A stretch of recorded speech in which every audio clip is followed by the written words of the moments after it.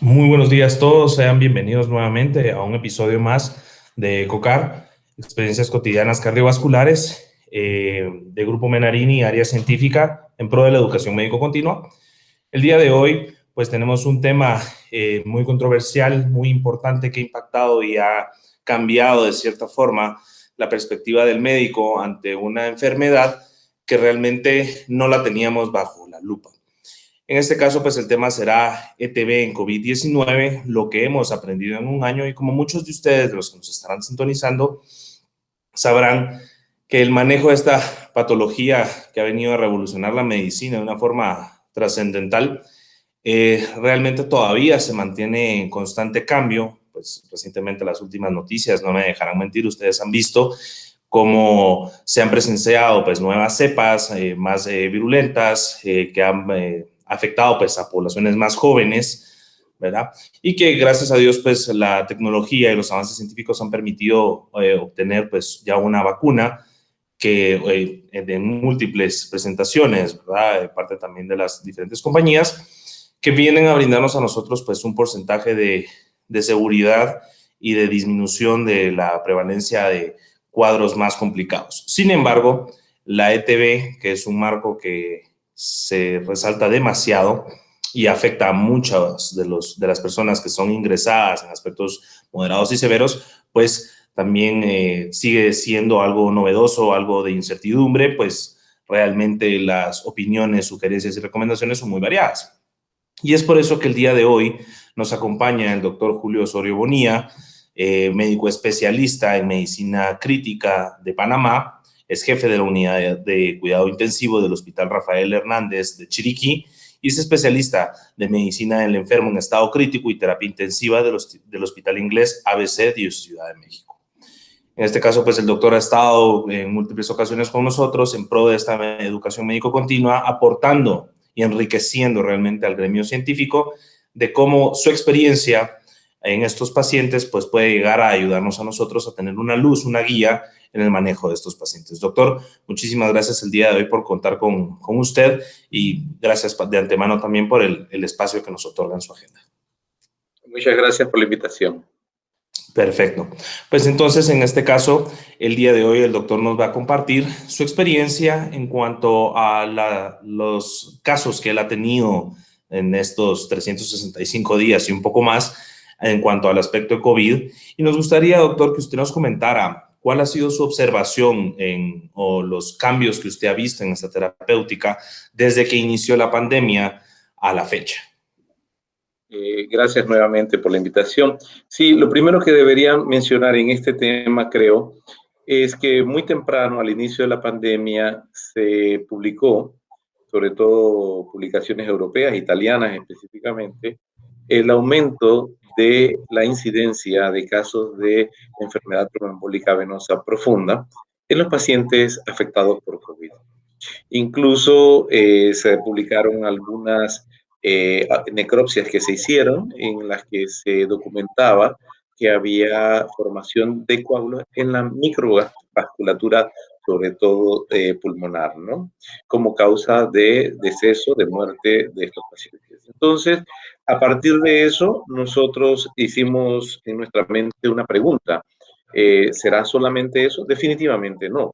Definitivamente no, porque recordemos que hay dos ámbitos. Uno, el ámbito académico nuestro, de los colegas de la medicina, y otro, el ámbito de la población en general. Y ustedes veían cómo muchos memes hablaban de que, bueno, ya se acabó la enfermedad, ya encontraron la cura, hay que anticoagular a todos, y nosotros sabíamos que eso no era así, porque desde el primer momento nosotros seguíamos anticoagulando a la inmensa mayoría de los pacientes que entran a las unidades de cuidados intensivos. Y teníamos malos resultados y sabíamos que no era simplemente con la anticoagulación que se iba a detener la enfermedad. ¿Qué hemos aprendido? Bueno, sí, aprendimos cosas nuevas, de que definitivamente el nivel de intensidad de la tromboprofilaxis tiene que ser mayor. En estos pacientes poco a poco fuimos aprendiendo a golpes, indudablemente, como todo en pandemia, que pacientes incluso que lográbamos recuperar, que lográbamos sacar de la ventilación mecánica y que posteriormente se quedaban con nosotros 3, 4 días en espera para ver que fueran mejorando y que después se pasaban a una UCRE, o sea, una unidad de cuidados respiratorios especiales, que es como una UCI intermedia o una sala, y a los 3, 4, 5, 6 días nos informaban, no es que el señor o la señora falleció súbitamente. Entonces empezamos a comprender de que definitivamente esta muerte súbita no era tan frecuentemente por infarto como en la población en general se puede esperar en otras personas hospitalizadas. Entonces sacamos la conclusión de que definitivamente era por tromboembolia pulmonar y lo demostramos en algún par de necropsias que se hicieron en el hospital, se pudo demostrar que era por tromboembolia pulmonar masiva. Entonces, a partir de eso, tomamos como consecuencia dos decisiones. Uno, incrementar el nivel de anticoagulación al punto de que ya sea con heparina convencional o heparinas de bajo peso molecular, los pacientes que tenemos, los tenemos completamente anticoagulados, o sea, dosis no de tromboprofilaxis, sino dosis de anticoagulación estoy hablando, por supuesto, de población en UCI, que es de muy alto riesgo, ¿no? Obviamente. Estos pacientes completamente anticoagulados, pero no solamente durante el tiempo que están intubados, no solamente durante el tiempo que están en la UCI, sino que entonces prolongamos el tratamiento más allá de la UCI. Recomendamos a nuestros colegas internistas y neumólogos que están en la UCRE o en la sala general a que mantuvieran la anticoagulación y en los casos que hemos podido manejar en la privada, que también es una cantidad ya importante, hemos mantenido por largo tiempo la anticoagulación. Hemos mantenido la anticoagulación prácticamente por 3 meses, mínimo, mínimo. E incluso le puedo decir algo más, hemos tenido algunos casos sospechosos de trombosis venosa profunda después de eso, y por eso instauramos otro proceder, que es el de, después de esos 3 meses, seguir con aspirina, que también ya está probado que, aunque más débil, menos efectivo, pero para pacientes ambulatorios, y sobre todo como esto es una enfermedad masiva de muchas personas, se les puede dar incluso tratamiento con aspirina a largo plazo, tratando de evitar estas complicaciones. Y con eso empezamos a tener un poco mejores resultados, entendiendo como mejores resultados que por lo menos no fallecieran súbitamente, ni en la unidad de cuidados intensivos en los 3 días posteriores a la extubación, ni en la UCRE o en la sala durante el tiempo de hospitalización. Ok, perfecto, doctor. No, definitivamente usted lo ha dicho que a través del tiempo, conforme ha ido viendo paciente tras paciente, todo ha ido cambiando poco a poco. Sí, definitivamente, incluso también lo hemos visto en los casos que se van reportando en los estudios de cohorte, viendo los pacientes observacionales, ¿verdad? Que la terapia anticoagulante al principio pues una tromboprofilaxis, luego que se mencionaba tromboprofilaxis intermedia, luego que la dosis de anticoagulación, en qué momento. Parte importante es que normalmente pues, mencionan utilizar las pruebas diagnósticas, el valor de dímero D, la ferritina, las interleucinas, etcétera. Realmente, si un paciente en estado crítico, lo tenemos, como usted bien lo mencionaba, en las unidades de cuidado crítico, y el paciente realmente, pues, en ese momento no tiene un cuadro de tromboembolia pulmonar diagnosticada con alguna prueba de imagen, ¿qué nos sugeriría usted a nosotros para poder decir, ok, este paciente está desarrollando una tromboembolia pulmonar, si no tenemos la probabilidad de mandarlo a hacerle una angiotomografía pulmonar, digamos, por el estado crítico del paciente? Sí, yo creo que el dímero D sigue siendo un punto pivote central en estas decisiones. Hemos visto pacientes que empeoran, incluso tenían una evolución más o menos aceptable y empeoran. En ese momento le hacemos nuevamente un dímero D, lo volvemos seriadamente a hacer 6 horas, al menos 6 horas después. Y si el dímero D está bajo, definitivamente podemos usar el concepto fundamental del dímero D, que es el valor predictivo negativo. Si está normal, definitivamente no es por trombosis lo que está sucediendo, el empeoramiento de estos pacientes.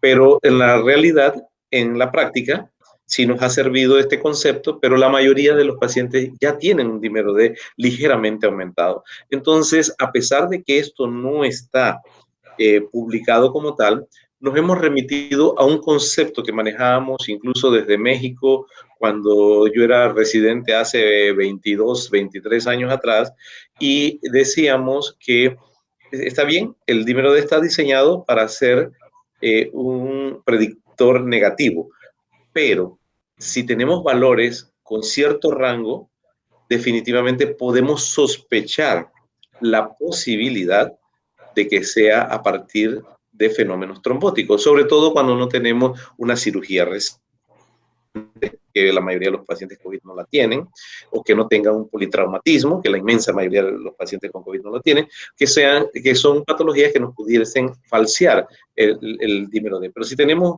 una secuencia de evolución de cómo ingresó el paciente, con qué valor numérico entró, cómo ha ido evolucionando su primera semana, ahora que empeoró, cómo está ese dímero D, entonces ahí hemos establecido un orientador. Esto no está publicado, pero definitivamente es un concepto lógico, y nosotros decíamos antes de la pandemia, decíamos que un valor definitivamente arriba de 1500 ya nos empezaba a hablar de la posibilidad de una trombosis, probablemente periférica. Un valor de 2000 ya nos hablaba de una trombosis periférica, pero proximal, y que arriba de 3.500, 4.000 definitivamente teníamos que estar pensando en tromboembolia pulmonar por la magnitud de esa medición del dímero D. Pues yo diría que más o menos eso se aplica en estos pacientes por arriba de 4.000 de dímero D, y que ha empeorado su cuadro pulmonar, su oxigenación.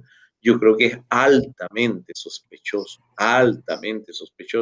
de que tenga una tromboembolia pulmonar. No, ya no solamente una trombosis venosa profunda, periférica, proximal o no, sino que ya tenga algo más crítico como una tromboembolia pulmonar.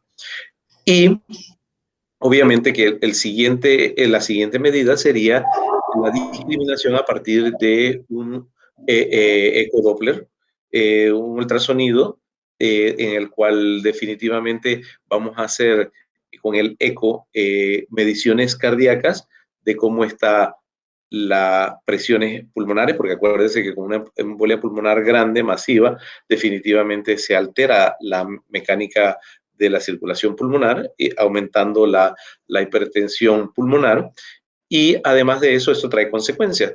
Trae como consecuencias movimiento paradójico del septo ventricular, el famoso hitch point, que es que la pared libre del ventrículo derecho sigue moviéndose más o menos adecuada, incluso intenta sobrecompensar, mientras que el tercio inferior, el que está pegado a la punta del ventrículo derecho, casi no tiene movilidad y hace un punto de inflexión, que esa es la traducción de hitch point, un punto de inflexión entre el tercio inferior y los 2 tercios superiores de la pared libre del ventrículo derecho, y eso es un dato muy, muy específico, lo sabemos de hace más de 20 años, muy, muy específico de tromboembolia pulmonar, que no se ve en otras HAP secundarias, como podría ser crónicas por tabaquismo, por enfermedad pulmonar crónica, etcétera, etcétera, etcétera.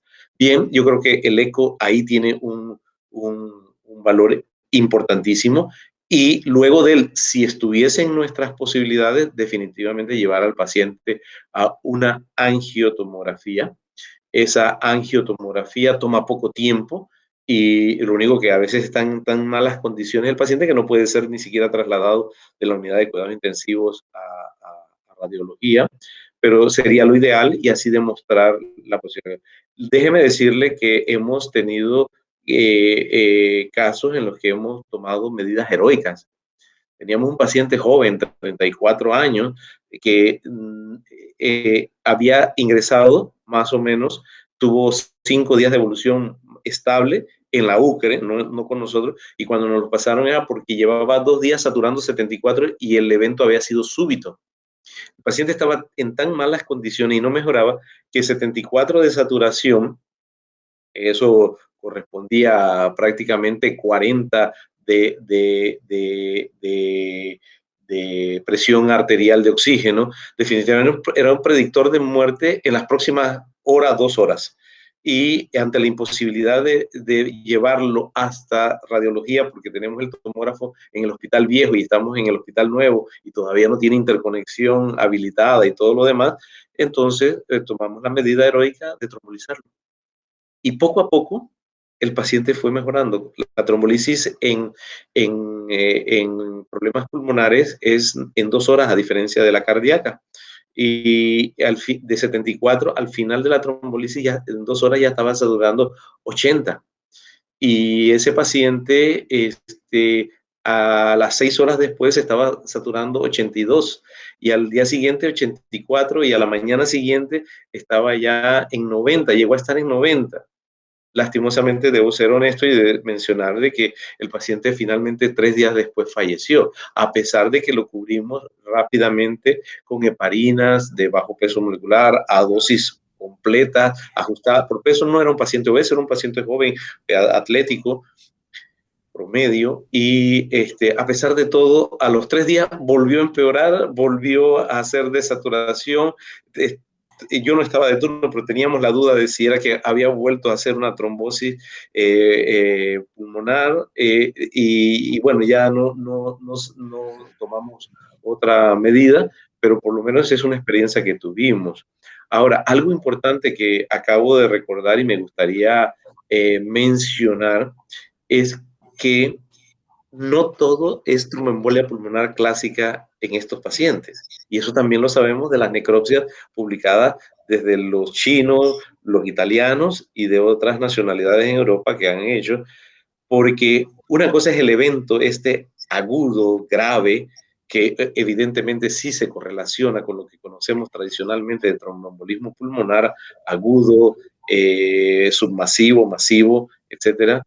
Pero es que estos pacientes desde antes hacen trombosis en la microvasculatura, y que esa trombosis en la microvasculatura es lo que explica el fenotipo L de los que tienen hipoxemia, la famosa hipoxemia feliz, que se ha encontrado cómo era posible, incluso pacientes así tenían que ser intubados. Y le pongo un ejemplo, tengo ahora mismo en cuidados intensivos del hospital privado a una señora, la cual llegó con datos de desaturación, mejoró con oxígeno, y finalmente a los 3 días tuvimos que intubarla por empeoramiento de su cuadro, ya con oxígeno al 100% por máscara facial, perdón, por ventilación mecánica no invasiva, y aún así estaba llegando a 90, 89, 90, 89, y sin embargo tenía una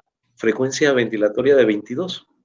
Creo que en toda mi vida ha sido el único paciente que he tomado la decisión. Me tocó 1 hora y media sentado al lado de ella, hablándole, preguntándole cómo se sentía. Me decía que ella respiraba adecuado, pero estábamos viendo claramente una desaturación ya en un rango de riesgo para el paciente, y decidimos intubarlo con 22 de frecuencia respiratoria, recordando que las intubaciones que nosotros hacemos los intensivistas en los hospitales son clínicas, no son en base a una gasometría, ¿no? Es clínica, y con 22 de respiratoria, pues se me hacía muy difícil tomar la decisión, pero finalmente la tomamos. Y la única explicación es esa: cuando ya la metimos en el ventilador, entonces medimos compliance, medimos elastanza o resistividad de esos pulmones, y definitivamente vimos que tenía una buena compliance, una buena distensibilidad y una baja restrictilidad, vamos a llamarlo así en español, de la traducción de elastanza, y retractilidad, una baja retractilidad. Y sin embargo, ese patrón corresponde a un patrón L o low, del low elastanza. Entonces, definitivamente, la única explicación para dar en un pulmón que tiene una mecánica casi normal, pero que tiene una mala oxigenación, es que la microvasculatura está tapada. por microcoágulos. Y esta paciente, por otra razón, porque había tenido en algún momento habíamos tenido alguna duda sobre si tenía enfermedad cardiovascular asociada, le estuvimos haciendo triage. Y dentro del triage está el dímero D. Y estuvimos haciéndole triage al inicio cuando llegó, y después cuando se empeoró a los 3 días también le hicimos como 3 o 4 determinaciones separadas por 6 horas, y todas, su dímero D en todas era normal. Ni siquiera elevado ligeramente, era totalmente normal. O sea, ¿qué quiere decir? Que macrotrombosis no tenía. ¿Cómo explicamos entonces una baja saturación que llegó al principio ligeramente baja, mejoró con oxígeno suplementario solamente, y luego va empeorando día tras día hasta llegar a ventilación mecánica no invasiva y tener que finalmente intubarle y ponerle en ventilación mecánica? La única explicación es esa, la microtrombosis vascular en el lecho pulmonar, pero con conservación todavía, sin afectación grande al alveolo, al epitelio alveolar. Lo que está en este caso traumatizado es el endotelio. Gracias, doctor. Realmente, ahora hablando de este tema de la microvasculatura, ya para finalizar nuestra entrevista, que realmente yo creo que no nos daría tiempo una sola sesión. Ahora que lo menciona con respecto a la microvasculatura, esa es una duda que realmente pues he tenido yo, y muchos colegas creo que la tienen de igual forma. Cuando nosotros hablamos del tratamiento del paciente al momento de ser egresado, realmente siempre regresamos a un paciente y le damos el tratamiento en base a lo que se diagnostica intrahospitalariamente. Y la controversia está en si se da o no. Digamos, la Asociación Americana de Hematología pues dice unas cosas, las guías NICE dicen otras, el American Cardiology de Estados Unidos pues nos dice otras, nos recomienda El college, American College. Exacto. Pero mi duda es, ¿qué pasa si nosotros le damos el egreso a un paciente que no se le diagnosticó una ETB como tal, pero sucede este caso, que es una microvasculatura, una microtrombosis que tiene a nivel vascular? ¿Qué hacemos en este caso? ¿Usted recomendaría de todos modos en estos pacientes, pues definitivamente darle un tratamiento preventivo para un caso de ETB cuando se da el egreso? Porque también, como usted lo mencionó anteriormente, pues hemos visto casos de pacientes que son reingresados por un evento de insuficiencia respiratoria súbita, ¿verdad? A las 2, 3 semanas de salir. Y se ha visto también recientemente que se ha reportado este incremento de casos de reingreso por una trombosis venosa profunda o una embolia pulmonar a las 2, 3 semanas, ¿verdad? En estos pacientes. ¿Usted recomendaría pues también darle, cuando hablemos de microtrombosis, a que no se diagnostique una embolia pulmonar como tal, darle ese mismo seguimiento o no? Sí, a ver, razonemos un poquito. La microtrombosis, donde está demostrada, es en la vasculatura pulmonar por aquellos reportes de las necropsias que he mencionado. Y clínicamente nosotros los podemos corroborar como en un caso como en el que acabo de decir, y no es el único. Hemos tenido diferentes casos con diferentes matices, pero hemos usado los mismos conceptos clínicos que nos demuestran que hay un problema en la microvasculatura y que debe ser de microangiopatía trombótica, pero que no es la clásica masiva o submasiva o ni siquiera segmentaria embolia pulmonar. Razono yo, ¿es posible que esto ocurra en otros territorios? Es muy posible. Y tampoco lo estamos diagnosticando porque clínicamente a lo mejor no se manifiesta, o se manifiesta como sensaciones de mala circulación en extremidades, parestesia, porque eso lo hemos tenido en muchísimos pacientes. No sé si esa manifestación clínica está correspondiendo precisamente a esto, tanto en miembros inferiores como en miembros superiores. Hemos tenido la declaración de muchos pacientes que posterior a ser egresados de los hospitales de COVID tienen parestesias de diferentes índoles. Bien, puede ser que haya en otros territorios, no está demostrado. Pero lo que sí hemos demostrado es en territorio vascular, por lo que he dicho. Entonces, definitivamente, si una persona muestra eso, yo soy partidario de que tiene que ser una tromboprofilaxis, sigo llamándole tromboprofilaxis, pero extendida, hasta 3 meses definitivamente.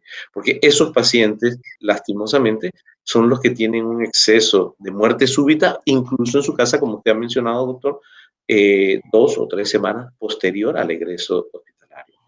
Si el riesgo Además de eso, estos pacientes tienen factores de riesgo que estratificamos en una escala de Caprini modificada. Definitivamente tiene que irse con una tromboprofilaxis, a pesar de ser tromboprofilaxis, pero con dosis plena, completa. Si la estratificación por Caprini es de menor riesgo, bueno, podemos darle la tromboprofilaxis habitual, pero por 3 meses.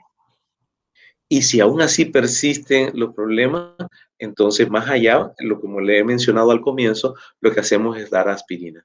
Que existe un estudio de un panameño, cardiólogo joven, conocido mío, que lo hizo en mancomunidad con médicos hindúes de hospitales de la India y varios hospitales de Europa e incluso de Estados Unidos, y demostraron en el seguimiento a pacientes ambulatorios de que previene la formación de coágulos en COVID, específicamente en COVID estamos hablando. Una publicación muy interesante que ya salió hace unos 3 meses atrás. Perfecto, doctor. Pues muchas gracias por esa información porque creo que va a ser de vital importancia para realmente prevenir en estos pacientes que tal vez no sospechamos, ¿verdad? De posiblemente un riesgo trombótico al momento de ser egresados, ¿verdad? Podemos ver que el paciente tal vez no tuvo esa insuficiencia respiratoria, pero tiene estos signos que usted menciona, ¿verdad? Que pueden ser multiorgánicos. Para tener nosotros ese ojo y esa observación siempre atenta, esa alarma en prenderos. Una última duda, doctor. En estos pacientes que usted ha logrado egresar del centros hospitalarios, ¿usted ha tenido la experiencia de utilizar anticoagulantes orales en estos pacientes? Y si sí es así, ¿cuál ha sido su experiencia? Sí, hemos utilizado anticoagulantes orales de nueva generación, diríamos, que ya no son tan nuevos, ¿no? Pero que son ampliamente usados y conocidos actualmente. He usado específicamente, he tenido pacientes que otros médicos han puesto en algunos de los tradicionales inicialmente, Apixaban, etcétera. He usado, yo personalmente he usado Edoxaban, perdón, y me ha ido bastante bien, excelentemente bien. Tengo pacientes, una paciente que acabo de egresar hace 5 días del hospital particular también. Fue una paciente que recientemente la presentamos en una conferencia a los internistas de Guatemala, precisamente, que hizo una trombosis del seno transversal izquierdo cerebral, y que esa paciente debutó fue con cefalea, un cuadro muy abigarrado porque había empezado con una faringoamigdalitis demostrada con pus y todo en un hospital de una provincia vecina, le dieron tratamiento, pero seguía con la cefalea al principio, ¿verdad? Cuando nos la enviaron acá, nosotros lo que le encontramos fue presiones altas, porque era hipertensa, joven, 39 años, pero con historia de unos 5 años de hipertensión. Pensábamos que era que estaba mal controlada, aumentamos la intensidad del tratamiento antihipertensivo, mejoró y seguía con cefalea, y una cefalea extraña. Al principio era casi todo el día, porque cuando no tenía la presión controlada, pero luego era solamente cuando se levantaba. El momento en que se levantaba, empezaba el dolor severísimo, y ella decía que era en barra aquí a nivel de los ojos e incluso retroocular. Le hicimos pruebas de dengue, por supuesto, y de otras citomegalovirus, y todo salió negativo.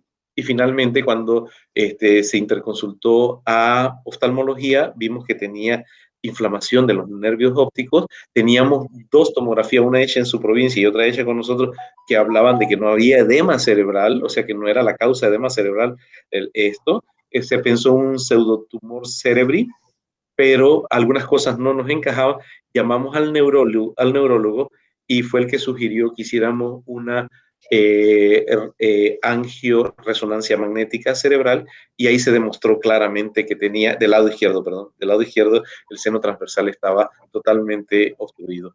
Entonces le dimos sin déficit neurológico aparente, le dimos, ya le habíamos empezado corticoides, dexametasona, pero ella ya había tenido COVID, o sea, no estaba en la fase aguda, había tenido COVID un mes antes.